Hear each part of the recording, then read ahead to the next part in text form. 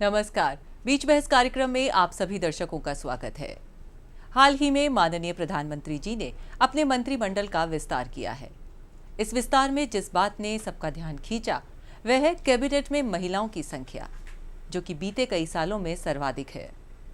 इसे इस तरह भी कह सकते हैं कि देश और समाज के महत्वपूर्ण निर्णयों में महिलाओं का प्रतिनिधित्व बढ़ा है।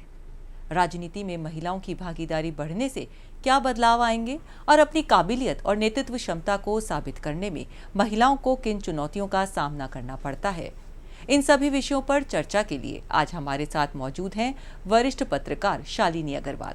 शालिनी जी, आपका स्वागत है हमारे स्टूडियो में। नमस्कार मीनाक्षी जी, धन्यवाद, और सभी दर्शकों को भी मेरा नमस्कार। जी बिल्कुल। शालिनी जी, ये बताएं कि केंद्रीय मंत्रिमंडल में महिलाओं की जो संख्या बढ़ी है, इसको आप किस तरह से देखती हैं, क्या कहेंगी आप? देखिए, अगर हम शुरू से बात करें, हम नेहरू मंत्रिमंडल से बात करें तो केवल जब 20 कैबिनेट मिनिस्टर थे, केवल एक महिला मंत्री थी, राजकुमारी अमृत कौर। फिर लाल बहादुर शास्त्री पर आए तो उनके टेन्योर में एक भी महिला मंत्री नहीं थी। प्रधानमंत्री थी इंदिरा गांधी, आयरन लेडी कहा जाता है, लेकिन उनके भी 5वें, 6ठे और 9वें टेन्योर में कैबिनेट में एक भी महिला नहीं थी और मंत्री नहीं थी। और फिर राजीव गांधी के कार्यकाल में भी केवल एक महिला मंत्री थी, मोहसिना किदवई। तो इस हिसाब से देखें तो जो मोदी जी का जो पहला कार्यकाल है, मोदी 1.0 जिसको कहा जाता है, उसमें कुल 9 महिला मंत्री थी, जिसमें से 6 कैबिनेट मिनिस्टर थी। और अब जो उनका जो मोदी 2.0 है, उसमें जो कैबिनेट का विस्तार हुआ है, उसमें कुल मिलाकर 11 जो है महिला मंत्री हो गई हैं, जिसमें से 2 हैं वो कैबिनेट हैं और शेष राज्य मंत्री हैं। तो ये बिल्कुल सही है कि मोदी सरकार में महिलाओं की जो राजनीतिक की जो स्थिति है वो काफी मजबूत हुई है। बिल्कुल। इसमें देश में तो हम देख ही रहे हैं, बढ़ रही है। इसके अंदर इसको आप पूरे अगर विश्व के परिदृश्य में देखें तो आप क्या कहेंगी, वहाँ सब जगह क्या स्थिति है महिलाओं की राजनीति में खास तौर पे? देखिए, अगर हम वैश्विक परिदृश्य में देखें तो थोड़ी सी जो निराशाजनक तस्वीर हमारे सामने आती है, क्योंकि जो 17वीं लोकसभा है, जो अभी लोकसभा है, उसमें जो महिलाओं का प्रतिशत है वो 14.4 है और मंत्रिमंडल में जो महिलाओं का हम प्रतिशत देखें वो 14 है। और अगर हम विश्व में देखें तो विश्व में कैबिनेट में करीब 23% महिलाएं रहती हैं और वैश्विक जो औसत है वो करीब संसद और विधायकों में वो करीब 28 से 29% है।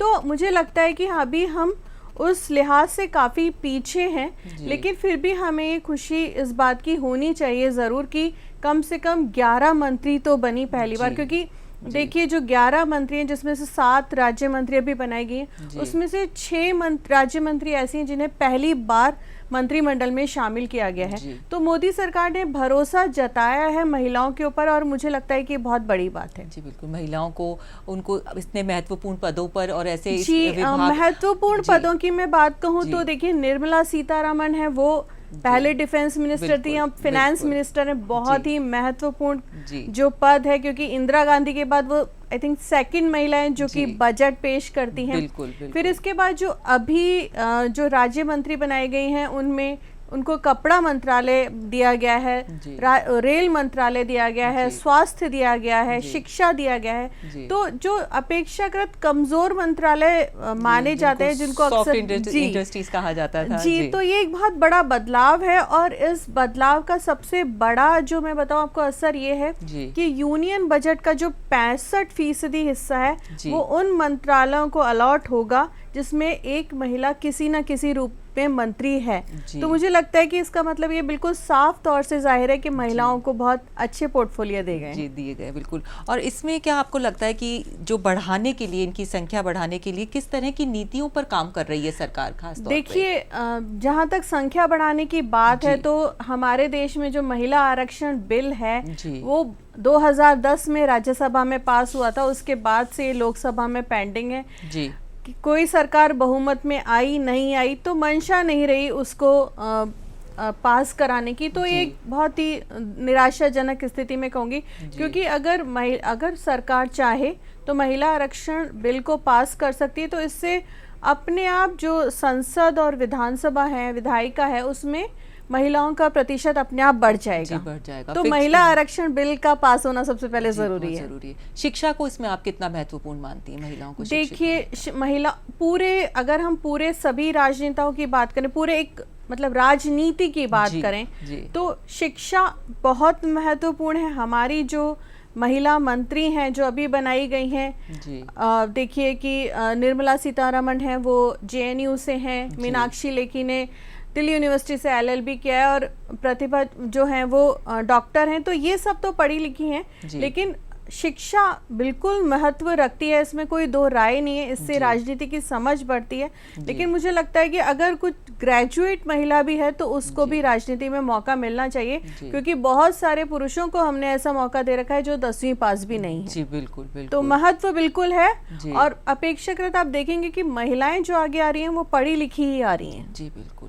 महिलाओं के राजनीति में आने में बहुत सारी चुनौतियां रहती हैं, कई सारे व्यवधान जिसे कहते हैं। तो आमतौर पर क्या देखती हैं आप, सबसे खास किस वजह से महिलाओं को रोका जाता है, या वो खुद झिझकती हैं आने के लिए? जी, आपने बिल्कुल सही कहा कि वो खुद झिझकती हैं और रोका जाता है। दोनों ही पहलू हैं, क्योंकि देखिए कि राजनीति को कहा जाता है काजल की कोठरी, और कोई महिला उस काजल की कोठरी में बिल्कुल आसानी से प्रवेश नहीं करना चाहती। उसे लगता है कि बहुत सारी छीटाकशी होगी, वो बचना चाहती है इन सब चीज़ों से। क्योंकि अक्सर आप ये देखिए कि एक मंत्री थे जिन्होंने एक बड़ी भाजपा नेता के लिए कहा था कि ये तो मोटी हो गई तो इनको तो बैठ जाना चाहिए, या अक्सर उनके न्याय नक्श पे टिप्पणी की जाती है, बिल्कुल उनके कपड़ों को लेकर टिप्पणी की जाती है। और अगर महिला राजनेता किसी मामले में विफल हो जाती है तो ये आरोप लगाया जाता है कि ये तो महिला है, जबकि देखिए पुरुष राजनेता भी विफल होते हैं। तो महिलाएं इन सब चीजों से बचना चाहती हैं, तो वो आगे उनकी मंशा थोड़ी कम होती है। दूसरी बात यह है कि वो आगे क्यों नहीं आती, इसका एक बहुत बड़ा कारण ये है कि जो राजनीतिक दल हैं वो उनको टिकट नहीं देते। देखिए, महिला आरक्षण बिल एक अलग बात है, लेकिन अगर हमें महिलाओं को आगे बढ़ाना है तो शुरुआत राजनीतिक पार्टियों से होनी चाहिए।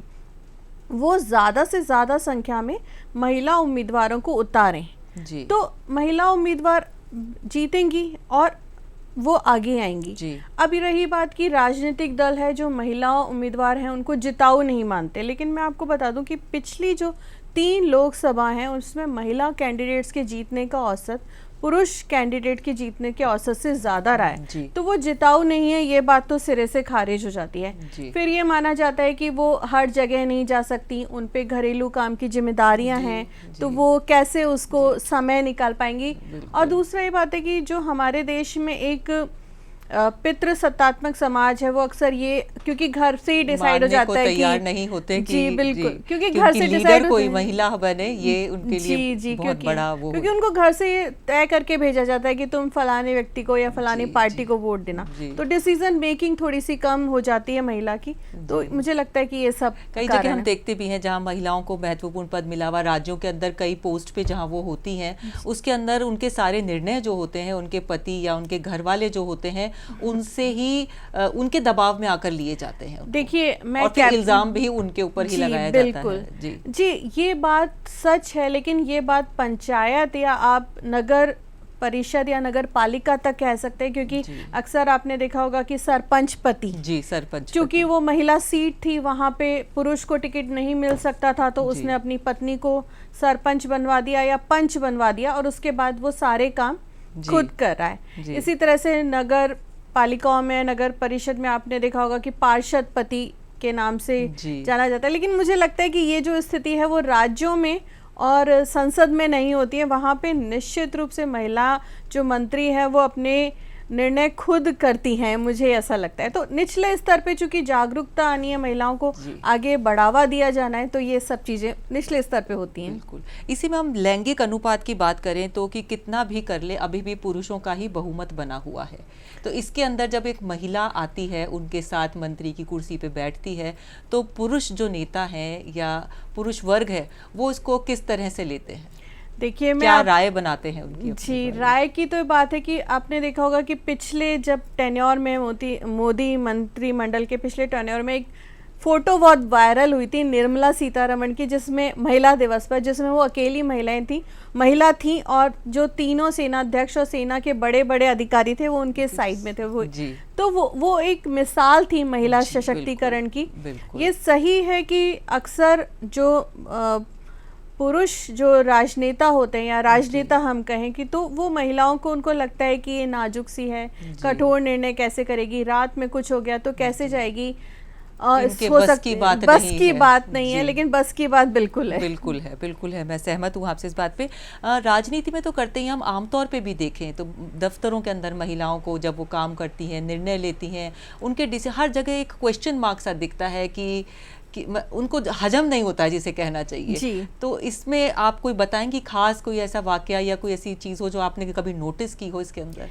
देखिए, महिलाओं के लिए जो समान वेतन समान पद का जो मुद्दा है वो बहुत लंबे समय से चला आ रहा है कि हमेशा महिलाएं ज़्यादा काम करती हैं या फिर वो समान पद पे भी होती। जैसे कि अगर एक महिला मैनेजर है, पुरुष मैनेजर है, मैनेजर जो पुरुष है उसको ज़्यादा तनख्वाह मिल रही है, महिला को कम मिल रही है। बहुत सारी जगह इसके लिए मतलब विरोध भी हुआ, अक्सर पूरी दुनिया में इसको लेकर मुद्दा उठाया गया है और अभियान भी चलाया गया है कई जी बिल्कुल। और मुझे लगता है इसके बाद से कुछ स्थिति सुधरनी शुरू हुई है, लेकिन अभी बहुत लंबा सफ़र तय करना है समान वेतन समान पद। और लैंगिक जो आपने असमानता की बात कही, हाँ बिल्कुल, मैं बिल्कुल मानती हूँ कि कई बार दफ्तरों में लैंगिक असमानता होती है, लेकिन अब बदलाव आ रहा है। ये अच्छी बात है कि अब बदलाव आ रहा है जी। और एक्सेप्टेंस बढ़ी है लोगों के अंदर महिलाओं को लेकर। बिल्कुल। पहले अगर हम अपनी बात करें, हमारे दफ्तर में अगर कोई महिला बॉस होती थी तो पुरुष उसको आसानी से स्वीकार नहीं करते थे, लेकिन अब वो स्वीकार्यता बढ़ी है। तो हमें लगता है जब हमारे आसपास का माहौल बदल रहा है तो पूरी दुनिया का माहौल बदल रहा है। जी बिल्कुल।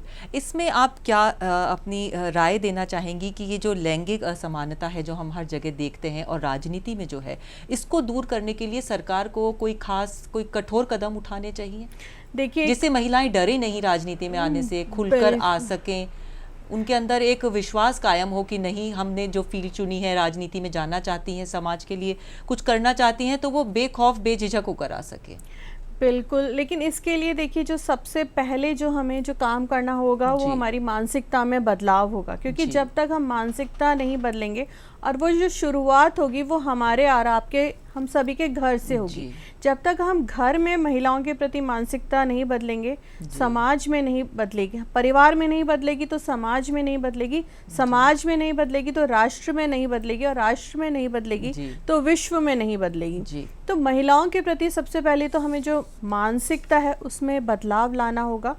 और दूसरी बात है कि राजनीतिक पार्टियों को मौका देना होगा उनको कि हम इतने ही संख्या में उनको टिकट दें। जैसे कि नॉर्वे है, कनाडा है, फ्रांस है, ब्रिटेन है, ये कुछ देश ऐसे हैं जिन्होंने तय कर रखा है कि हम इतनी संख्या में तो महिलाओं को देंगे, उनको आगे लाएंगे। तो बिल्कुल नेचुरली वहाँ पे ये सब चीज़ें हो सकती है। तो राजनीतिक दलों को अपनी मानसिकता और मंशा दोनों में ही बदलाव की ज़रूरत है। क्योंकि जैसे यूएई के अंदर हम देखते हैं, हालांकि सुनने में ऐसा लगता है, लेकिन वहाँ पर भी मैंने कहीं पढ़ा था कि 50% तक भागीदारी है महिलाओं की। जी, अब यूएई की बात करें, मैं आपको अफ्रीका का एक छोटा सा देश है रवांडा, वहाँ पे 63 पॉइंट समथिंग महिलाएं हैं। इवन इफ हमारे पास पड़ोस के मुल्कों में देख लीजिए, चीन में 23% हैं, अफगानिस्तान में करीब 28% हैं। तो हमें लगता है कि हम जो दुनिया के सबसे बड़े लोकतंत्र होने का जो दावा करते हैं, बल्कि है भी, तो वहाँ पे महिलाओं की भागीदारी निश्चित रूप से बढ़नी चाहिए। बिल्कुल बढ़नी चाहिए। महिलाओं को, आपको क्या लगता है, अपने व्यक्तिगत तौर पे उनको क्या प्रयास करने चाहिए? जी, महिलाओं को देखिए व्यक्तिगत, देखिए महिलाएं, उन महिलाओं के लिए तो राजनीति में आना बहुत आसान होता है जिनका कोई पॉलिटिकल बैकग्राउंड होता है, जिनके जैसे अनुप्रिया पटेल हैं, उनके पिता ने ही अपना दल की स्थापना की थी, या बहुत सारी ऐसी महिलाएं। लेकिन आप ये देखिए कि बहुत सारी ऐसी महिलाएं भी हैं जो जमीनी कार्यकर्ता थीं और फिर वो आगे बढ़ी।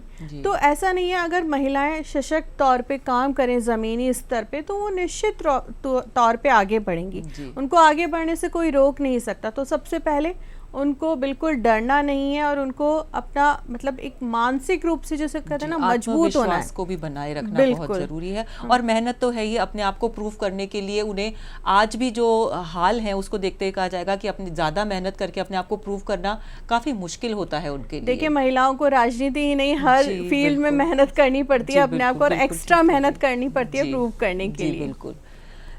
अब इसके अंदर हम देखते हैं और कौन कौन से मुद्दों को आप मानती हैं चुनौतियां जिसे कहनी चाहिए कि ग्रास रूट लेवल पे तो कई हैं ही, जब वो काम करने लगती हैं, मंत्रिमंडल की बैठक में जा रही हैं, जब निर्णय लेती हैं तो उनकी क्षमताओं पर जो सवाल उठते हैं, इसके बारे में कुछ बताएं। पुरुष जैसे कोई भी निर्णय लेना है, कोई नीतियां बनानी है सरकार को लेके, तो उस टाइम पे उनको सपोर्ट क्या मिलता है अपने साथ के पुरुष साथियों के साथ? बिल्कुल सपोर्ट मिलता है, और एक सपोर्ट सिस्टम है मुझे लगता है कि बहुत ही मजबूत है। अगर मैं मोदी सरकार की बात करूं, क्योंकि देखिए कि पिछले जो टेन्योर में निर्मला सीतारमण थी वो डिफेंस मिनिस्टर थी, उस समय सर्जिकल स्ट्राइक भी हुई। उसके बाद अभी जो है वो बजट पेश कर रहे हैं, कोरोना के कारण देश की तमाम जो आर्थिक गतिविधियां थी वो ठप पड़ गई, उसके बावजूद उन्होंने बहुत अलग अलग पैकेजेस वो लेके आई, तो एक बहुत बड़ा उन्होंने रोल निभाया। और मुझे नहीं लगता कि उनके साथ अनुराग ठाकुर थे और जो कि कदम कदम पे उनके साथ चले, तो मुझे लगता है कि आसपास के जो मंत्री हैं वो बिल्कुल समझते हैं कि हमें अपनी जो महिला मंत्रियों का, और महिला मंत्री तो बहुत सशक्त ही हैं क्योंकि मोदी सरकार ने पिछले टेन्योर में सुषमा स्वराज थी, विदेश मंत्री थी, उनका काम और उनकी सहृदयता के जो किस्से हैं वो आज भी बिल्कुल। तो ये मैं कह रही हूँ कि मानसिकता में बदलाव आया है। अब हमें ये नहीं सोचना चाहिए कि हाँ कि नहीं महिला है तो अपने बूते पे निर्णय नहीं किया, और बतौर लीडर तो मोदी जी हैं। बिल्कुल बिल्कुल। इसमें आप ये बताएं, आपको क्या लगता है कि जितनी भागीदारी बढ़ेगी, जितनी महिलाएं आगे आएंगी, एज ए लीडर्स आएंगी, तो समाज में क्या बदलाव आएगा? देखिए एक बहुत बड़ा सवाल अक्सर ये उठाया जाता है कि महिलाओं को जरूरत क्या है राजनीति में आने की, ऐसा कौन सा पहाड़ टूट जाएगा वो नहीं आएंगी। तो देखिए एक छोटी सी बात है कि एक महिला जब एक परिवार को संभालती है तो वो एक परिवार को बहुत तरीके से संभालती है, वो रिश्तों का ताना बाना सहेजती है, मैनिपुलेट करती है चीजों को। कम बजट है तो उसके अंदर ये पूरा देखती है, बिल्कुल कम बजट में वो घर का। तो अगर हम इसको थोड़ा सा व्यापक परिदृश्य में देखें तो वसुधैव कुटुंबकम की जो सही मायनों में अगर उसका कुछ कोई वो पूरा कर सकता है उसको, तो एक महिला है, क्योंकि वो पूरे विश्व को अपना परिवार समझेगी। कम बजट में कैसे घर चलाना है, तो उस सीमित बजट में कैसे देश चलाना है, किसकी कैसे देखभाल करनी है। विदेश मंत्री है तो रिश्तों का ताना बाना चूंकि उसने घर में, तो उसका जो मेंटल स्ट्रक्चर है वो कुछ इस तरह का होता है कि वो एक साथ मल्टीटास्किंग होती है, संभाल सकती है। तो ये मुझे लगता है। दूसरा, महिला सुरक्षा बहुत बड़ा मुद्दा है कि अगर अक्सर उस पर ध्यान नहीं दिया जाता। मुझे लगता है कि जितनी ज़्यादा महिलाएं आएंगी राजनीति में, महिला सुरक्षा उतनी ही बढ़ेगी। उसके अलावा भी बहुत सारे छोटे छोटे उनकी सेहत से जुड़ी बातें हैं जो अक्सर नज़रअंदाज कर दी जाती हैं। महिलाओं के पोषण से जुड़ी और उनके स्वास्थ्य से जुड़े कई ऐसे मुद्दे हैं जिसकी वजह से महिलाएं पीछे रह जाती हैं, उतना अपना पूरा 100% आउटपुट नहीं दे पाती हैं। स्वास्थ्य और उनका पोषण बहुत बड़े मुद्दे हैं हमारे देश में, कम से कम। बिल्कुल बिल्कुल। और अगर कोई महिला मंत्री होंगी, जितनी ज्यादा महिलाएं होंगी वो हमारे देश की महिलाओं की स्थिति से उतनी ही वाकिफ होंगी, तो बहुत बड़ा बदलाव आएगा जितनी महिलाएं राजनीति में आएंगी। और जिस बैकग्राउंड से आती हैं, जैसे किसी दलित कोई जगह है जहाँ पे दलितों ज़्यादा उनकी संख्या है, वहाँ से आ रही हैं, छोटी अनुसूचित जातियाँ, वहाँ से अगर महिलाओं को प्रतिनिधित्व मिलता है तो आपको क्या लगता है कि कितना सुधार आएगा इसके अंदर? देखिए दलित मुख्यमंत्री बनी थी मायावती, और मुझे नहीं लगता कि उनसे ज़्यादा धाकड़ मुख्यमंत्री कोई उत्तर प्रदेश को मिला, महिला के रूप में मिली। तो उन्होंने एक साबित किया अपने आप को कि अगर किसी भी वर्ग से हो महिला, चाहे वो दलित वर्ग से हो, वो एक बहुत अच्छी प्रशासक हो सकती है। ये बात अलग है कि तमाम आरोप प्रत्यारोपों का दौर चला, हम उसको परे रखें तो एक बड़े राज्य को संभालना कोई छोटी बात नहीं है। दूसरा, महिला जब आदिवासी क्षेत्रों से आती हैं, दलित से आती हैं, मतलब दूसरे क्षेत्रों से आती हैं सभी, तो वो केवल अपने ही वर्ग के बारे में नहीं सोचती। ऐसे नहीं है कि दलित महिला आई है आगे तो वो केवल दलितों के बारे में सोचेगी, वो तमाम और भी महिलाओं की, क्योंकि वो किसी जाति बंधन से जुड़ी हुई नहीं है, वो सबसे पहले एक महिला है, तो वो महिला के वेलफेयर के बारे में सोचेगी और उसका उदाहरण लेकर उस समाज की जो महिलाएं हैं वो काफ़ी आगे बढ़ेंगी। जी बिल्कुल। जब एक महिला सरकारी इसके अंदर राजनीति में आना चाहती है, अब कुछ अपने बल पे करना चाहती है इसके अंदर, तो जैसे जैसे वो आगे बढ़ती है तो कई सारी चीज़ें उसके ऊपर, बहुत सारी चीज़ों का दबाव भी बनता चला जाता है। जी, तो इसको किस तरह से वो हैंडल करना कैसे चाहिए महिलाओं को?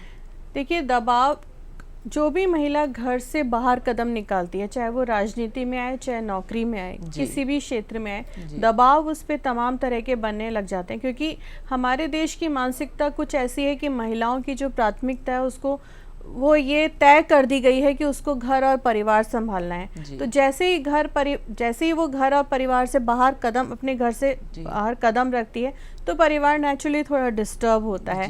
बच्चों को लगता है कि मम्मी नहीं है, या हस्बैंड को लगता है कि पत्नी नहीं है घर पे। तो ये जो दबाव है परिवार का, वो सबसे पहले उस पर आता है, लेकिन उसको मैनेज करके वो आगे बढ़ती है। तो सोसाइटी का प्रेशर आता है कि ये आगे कैसे बढ़ गई। दूसरा, जो समकक्ष जो लोग हैं उनको भी नहीं सुहाता कि महिला, तो दबाव तो देखिए, चाहे राजनीति हो चाहे कोई भी फील्ड हो, दबाव, और उन दबाव से निखर कर ही, जैसे कहते हैं ना कि जो कुंदन जब तपता है, तो महिलाएं भी जब तमाम संघर्षों से निकलती, सबसे बड़ा जो मुझे लगता है नया नजर आता है, आमतौर पे जैसे हम जज अगर करते हैं तो ये देखा जाता है कि महिला जो राजनेता हैं, लीडर्स हैं, उनको अपनी बेदाग छवि बनाए रखने के लिए भी बहुत ज़्यादा मेहनत मशक्कत करनी पड़ती है। जी, बहुत दबाव होता है, क्योंकि देखिए राजनीति एक ऐसा, महिलाओं पे किसी भी तरह के इल्ज़ाम या लांछन हम कहते हैं लगाना बहुत आसान होता है। एक भी शब्द बोल दिया जाए तो वो फैल जाता है, वायरल हो जाता है एक तरीके से। तो उसको बनाए रखने के लिए सबसे जो कड़ी चुनौती मैं मानती हूँ, एक काफी बड़ी, मतलब वन ऑफ द बड़ी है, तो वो ये है। इसमें क्या कहेंगी आप? देखिए, उनको निडर होना होगा, उनको ये नहीं कि कोई कुछ भी कहता रहे। अगर स्कैंडल्स होते हैं तो पुरुष नेता तो संभाल लेते हैं, कितने तरह के होते हैं, अगर लेकिन महिला इसके अंदर कहीं इन्वॉल्व हो जाती है या उसके ऊपर किसी तरह से किसी कॉन्स्पिरेसी का शिकार होती है, तो उसके लिए कितना मुश्किल होता है? देखिए, उसके लिए वाकई बहुत मुश्किल होता है, क्योंकि एक तो स्कैंडल, दूसरे वो महिला, तो महिलाओं पर जो चरित्र का जो लांछन है वो लगाना सबसे ज्यादा आसान होता है, बहुत आसान होता है जी। और उससे ज्यादा, सबसे ज्यादा डिस्टर्ब भी वही होती है। लेकिन इसमें यही बात है जो हमने पहले भी डिस्कस की, कि उनका जो आत्मविश्वास है और जो उनकी मानसिक मजबूती है, वही उनको आगे लेके जाएगी। जी बिल्कुल। महिलाओं में राजनीति में आने के लिए आप क्या कहेंगी? महिलाओं को किस तरह का संदेश देना चाहेंगी कि किस तरह से अपने आप को मजबूत बनाएं, और क्या उनको मोटिवेशन मिले कि वो ज़्यादा से ज़्यादा इस और कदम बढ़ाएं? देखिए, मोटिवेशन की बात तो ये है कि हमें उन्हें ये देखना चाहिए कि ये जो फील्ड है वो बहुत मेहनत मांगता है, बहुत ज़्यादा डिवोशन मांगता है। तो सबसे पहले तो वो उस समर्पण के लिए, उस मेहनत के लिए तैयार हैं। पहली कसौटी तो वही है। और जैसे कहते हैं ना कि बहुत घिस के आगे बढ़ना पड़ता है इस फील्ड में। अगर आप पढ़ाई का क्षेत्र होता है, आपने 2 एग्जाम पास किए, आप ब्यूरोक्रेट बन गए, और प्रोफेशन से अलग है ये। जी बिल्कुल, ज़्यादा डिमांडिंग मानते हैं, बहुत ज़्यादा डिमांडिंग ये प्रोफेशन है। तो जब तक वो मेहनत, और इसमें सबसे बड़ी बात है कि बार बार विफलताओं का मुंह देखना पड़ता है। तो उनको विफलताओं को पचाना भी आना चाहिए, यानी कि थोड़ी सी हमें टिकट नहीं मिला या हम इतनी मेहनत कर रहे थे तो डिप्रेस होकर बैठ गए, तो जो कहते हैं ना कि जो लगन है वो ही उनको आगे लेके जाएगी। जी, इसमें आप समाज की क्या जिम्मेदारी मानती हैं कि कोई महिला राजनेता आती है, कहाँ पर वो एक लीडर है किसी उसकी, तो उसमें क्या आप मानती हैं कि समाज और उस लोगों की क्या जिम्मेदारी बनती है कि वो किस तरह से प्रोत्साहित करें महिला को? देखिए, मुझे लगता है कि महिलाओं को आगे बढ़ाने में जो सबसे बड़ी भूमिका निभा सकती हैं वो महिला वोटर हैं, क्योंकि हमारे देश में लगातार महिला वोटर का जो परसेंटेज है, वोटिंग परसेंटेज बढ़ रहा है। और उसका सबसे बड़ा उदाहरण ये है कि जब नीतीश कुमार दूसरी बार बिहार के मुख्यमंत्री बने थे, उनको सबसे ज़्यादा वोट महिलाओं ने ही दिया था। तो जब महिला एक राजनेता, कोई कैंडिडेट हो, तो मुझे लगता है कि महिलाओं को कम से कम पार्टी या पॉलिटिक्स से ऊपर उठ के उसको वोट देना चाहिए। बिल्कुल। क्योंकि हाँ, अगर हम ही अपनी जो चीज़ों का प्रतिनिधित्व नहीं करेंगे, उन्हें सपोर्ट नहीं करेंगे, जैसे कहा भी जाता है कि महिलाएं महिलाओं की दुश्मन मानी जाती नहीं, हैं, नहीं। तो वो उस चीज को हटाकर उससे ऊपर उठ के हमें ज्यादा सपोर्ट करना पड़ेगा अपनी बेहतरी के लिए, हमारे घर की, हमारे समाज और हमारे देश की बेहतरी के लिए। जी बिल्कुल, अगर हम चाहते हैं कि हम सुरक्षित हो, हमारा परिवार सुरक्षित हो, हमारे मुद्दे ज्यादा से ज्यादा उठाए जाएं, तो हमें खुद वोट देना होगा महिलाओं को। तो निश्चित तौर पर अगर महिलाएं ज्यादा वोट देंगी तो वो जीतेंगी भी। जी बिल्कुल। और क्या चीज मानती हैं आप, पुरुषों को किस तरह से सपोर्ट करना चाहिए महिलाओं? देखिए, पुरुषों को अगर ये सपोर्ट करना चाहिए कि अगर उसके घर में कोई महिला राजनेता, मतलब महिला नेता है, तो वो पूरा सपोर्ट करे उसको वक्त, मतलब उसको फ्री करे कि वो वक्त समझे, और उसको समझे कि क्योंकि कई बार क्या है कि सवाल ना उठाए जाएं उसके ऊपर कि तुम अभी कहाँ से आ रही हो, जज ना किया जाए उसको कदम कदम, क्योंकि हम बहुत ज्यादा जजमेंटल बन जाते हैं। तो ये परिवार का जो सपोर्ट सिस्टम है वो निश्चित रूप से महिलाओं को आगे लेके जाएगा। सपोर्ट सिस्टम है। शालिनी जी, बिल्कुल मैं ये देखती हूँ कि इस चर्चा के दौरान जो बात सामने आई है वह यह है कि राजनीति में अधिक महिलाएं अधिक समावेशी निर्णय लेती हैं और लोगों की छवि बदल सकती है कि एक नेता कैसा दिखता है। आगे रास्ता कठिन है, लेकिन महिला मंत्रियों का बढ़ता अनुपात जो है वो उत्साहजनक है।